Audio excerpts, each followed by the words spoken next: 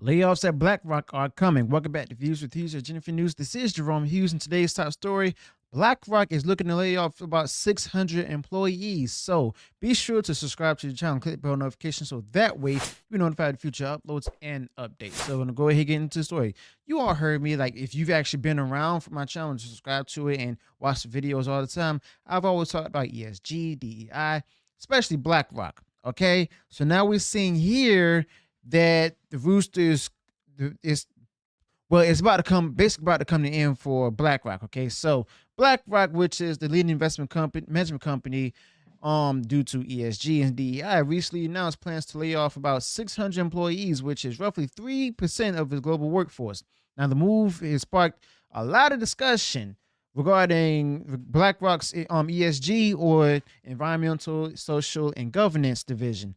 Reports from sources like The Unusual Whales and Fox Business highlight this development, pointing to a broader trend in the financial industry. Now, the rise and fall of ESG investing is a notable theme in this scenario. ESG, which, like I stated, is environmental, social, and governance aspects, was initially seen as basically a progressive investment strategy. But recent developments led to a lot of skepticism from people about this authenticity and effectiveness. Now, I've also mentioned this in the video before on ESG about how these companies that are actually investing in this, they don't really mean it. Okay. They're not really genuine. They don't really show how they're actually for the mission. Okay. They're just simply in it for the money. They want you to be in it to it, but they just simply want your money. Okay. So that way they can hold it and then try to make more money. All right. And it's like a lot of these companies, not just BlackRock particularly, but I guarantee you it's also Disney. It's also other places like CBS, so on and so forth. Okay, so I wouldn't even be surprised if that's what played a major role. Now, BlackRock's ESG strategy has been under a lot of controversy for many reasons. One key criticism is the contradiction in its investment choices. Despite promoting green energy and sustainability, BlackRock's ESG funds have reportedly increased investments in the oil as well as gas sector. Now, this also raised questions about the true nature of ESG initiatives in the corporate world. The company's approach to ESG investing has also led to a lot of legal challenges. This includes the state of Tennessee, who sued BlackRock for allegedly breaching consumer protection laws by making misleading statements about its ESG investment strategy. Now, this lawsuit points to a possible disconnect between BlackRock's ESG rhetoric and its actual investment practices. Now, antitrust issues also have emerged in the context of ESG investing. Now, this kind of collaboration between the companies on ESG goals, while many saw it as beneficial for any certain social and environmental outcomes, actually raised questions about legal coordination and anti-competitive behavior. This also adds another layer of the complexity to the ESG debate, where they're trying to become more dominant, trying to force people in different companies to go ahead and invest in this and try to accept it. So that way they can go ahead and make money off of it while not even caring about the cause itself. Now, the financial performance is a big factor in this kind of situation. Now, BlackRock's decision to actually offer employees comes at a challenging period for the firm itself. Its shares have declined and it's experienced a significant decrease in assets under management from $10 trillion in 2022 to $9 trillion in 2023. Now, that might sound like a small percentage, but if you think about it, a difference by $1 trillion and everything, that's a lot of money. That's basically federal government level amount of money. Okay. And the problem is it only continued because of the fact that they thought they would go ahead and reach out to different companies as well as people and assume that, it'd be a good strategy to invest in. But in reality, the people that they were reaching out to, as well as the majority of those who are investors, don't care about, things like that. That's under ESG. Now, this downturn suggests potential issues with BlackRock's investment strategies, including its focus on ESG itself. Now, the controversy surrounding ESG has led to BlackRock to reconsider its approach. Remember when they stated that, they're not going to call it ESG any longer because of the fact that it is used by people both on the far left as well as the far right as a tool for politics. Okay, in other words, as a political weapon to go ahead and get back at those who are in the opposition.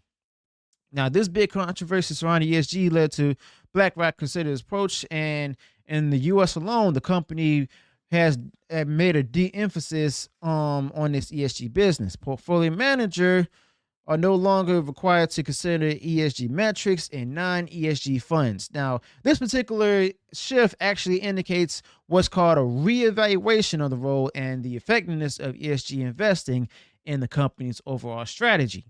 Now, despite all of these challenges, ESG remains a significant business, particularly for BlackRock's actual foreign customers, those who are international around the world, so on and so forth. And large sovereign wealth funds in Europe and the Middle East actually keep showing an interest in the sustainable investing, largely because of the fact that Europe is a Western continent, as well as the fact that there's many Middle Eastern nations that's affiliated with West. Now, this continuing demand suggests that while ESG faces a lot of criticism, it still upholds an appeal in certain markets. Now, during this turmoil, Harvard Business Review published articles encouraging different businesses not to abandon the ESG initiatives. So, in other words, they're looking to go ahead, have all these companies to continue to invest in these ESG initiatives and stuff, despite not making any money in return for what they put into it. So that way they can go ahead and continue ponying up with the Washington politicians. Okay, that's all that's happening here. And this is basically doing that very thing as we speak. These pieces argue for the long-term value of what's called sustainable and socially responsible business practices, despite the backlash against the ESG and DEI. Okay. Now, critics of ESG investing, including traditional investors and fossil fuel companies, see the rise of ESG funds as a threat to their established ways of making money. Okay. Now, they also argue for a focus on short-term profits and shareholder value, challenging the notion that ESG strategies can be profitable or beneficial in the long run, when recently we've seen that was actually proven false. Now, in response to these challenges, businesses are advised to seek out investors with long-term views who are less focused on immediate returns. That's going to be a big problem, because these investors, when they invest into it, they want a quick return into what they have. They want a profit, a big profit, if they're putting in big money. And this also involves targeting what they're doing. We're trying to get those to continue to invest in it with a long-term view and stuff, who are not focused on immediate returns.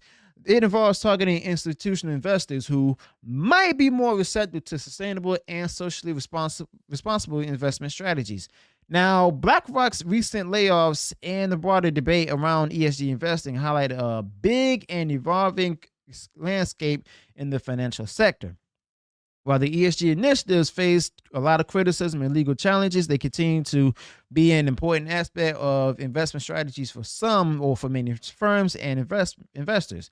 Now, the future of ESG investing remains uncertain, with ongoing discussions about its reliability and the impact in the corporate world. Now, I guarantee you all, now that this has been brought up and announced and stuff, it's going to be coming to an end much sooner than we expected. Okay. It took a long time, but we assume that it's going to be like decades for it to come to an end. But it seems to me that it's starting to come to an end right now. And thankfully enough, and I'm not saying this to put any kind of propaganda out there, but it's people who are both on the left as well as on the right that's tired of the ESG and DEI initiatives. Okay. And those who are calling themselves communists and stuff, well, guess what? They also know that these companies don't really care about the cause itself. They just want the money for themselves. All right. So let me know your thoughts about this in the comments below. Also, be sure to include any additional thoughts you might have on this topic below. If you think that, Larry Fink as well as BlackRock are in trouble, let me know your thoughts about that in the comments below. Or do you think that they're going to be able to overcome it? Do you think they're going to actually stop putting out there the whole ESG DEI investment strategies, or do you think they're just going to go ahead and give up on it and stuff and just push it aside and just make it come to an end? So, like I said, let me know your thoughts about that in the comments below. Also, be sure to include any additional thoughts on things I didn't touch up upon in this topic. And if you enjoyed our share in this video, go ahead, smash the like button, share far wide across social media. And if you haven't done so already, go ahead, subscribe to the channel, click the bell notification so that way you'll be notified of future uploads and updates. Until then, peace.